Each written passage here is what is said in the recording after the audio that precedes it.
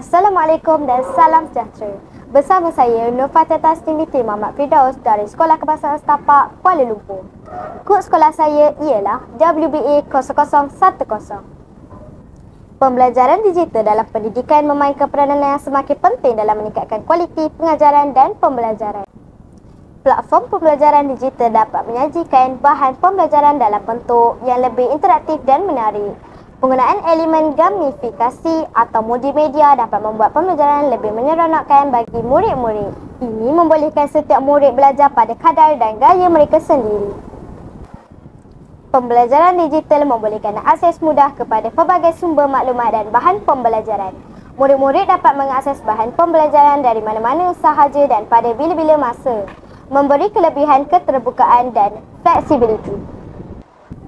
Alat-alat pembelajaran digital memudahkan kerjasama di antara murid-murid. Mereka dapat bekerjasama dalam projek, berkongsi maklumat dan berkomunikasi secara dalam talian, membangunkan kemahiran kerjasama dan komunikasi. Pembelajaran digital memperkenalkan murid-murid kepada teknologi dan membangunkan kebolehan teknologi mereka sejak usia muda. Ini penting untuk menyediakan mereka dengan kemahiran yang relevan untuk era digital. Aplikasi pendidikan boleh membantu memperkukuhkan konsep pembelajaran dalam bentuk permainan atau aktiviti interaktif. Ini dapat membantu meningkatkan daya ingatan dan pemahaman murid-murid. Pembelajaran digital membantu menyiapkan murid untuk menghadapi dunia yang semakin tergantung pada teknologi. Mereka menjadi lebih mahir dalam menggunakan alat-alat digital yang mungkin diperlukan dalam kerja dan kehidupan sehari-hari mereka kelak. Penggunaan bahan digital seperti bahan pembelajaran elektronik atau e-learning, aplikasi pendidikan dan alat bantu digital lainnya semakin popular dalam sistem pendidikan negara ini. Salah satu bentuk bahan digital yang paling banyak digunakan di Malaysia adalah platform e-pembelajaran.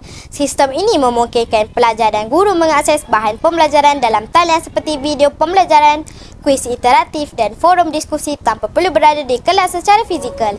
Ini sangat membantu dalam pembelajaran jarak jauh PJJ atau semasa peralihan kepada pembelajaran dalam talian semasa pandemik COVID-19. Portal D5KPM adalah platform yang diperkenalkan untuk memudahkan pengurusan dan pengaksesan maklumat berkaitan dengan pendidikan. Portal D5 menyediakan satu tempat untuk mengakses pelbagai bahan pendidikan seperti modul, nota, soalan latihan dan bahan multimedia yang disusun untuk memudahkan pembelajaran. Portal ini membolehkan pelajar dan guru berinteraksi dalam suasana pembelajaran dalam talian yang lebih fleksibel dan efektif. D5 dilengkapi dengan ciri-ciri interaktif yang memudahkan pengguna untuk berinteraksi dengan bahan pembelajaran dan menyelesaikan tugasan atau kuis secara dalam talian. Bahan-bahan dalam portal ini boleh digunakan oleh semua pihak yang terlibat dalam pendidikan termasuk pelajar dari pelbagai peringkat sekolah. Dengan ciri-ciri tersebut, portal D5 membantu dalam meningkatkan kualiti dan kelancaran sistem pendidikan di Malaysia. Penggunaan platform ini membantu guru untuk menyediakan bahan pembelajaran secara mudah dan pelajar dapat belajar dengan fleksibiliti.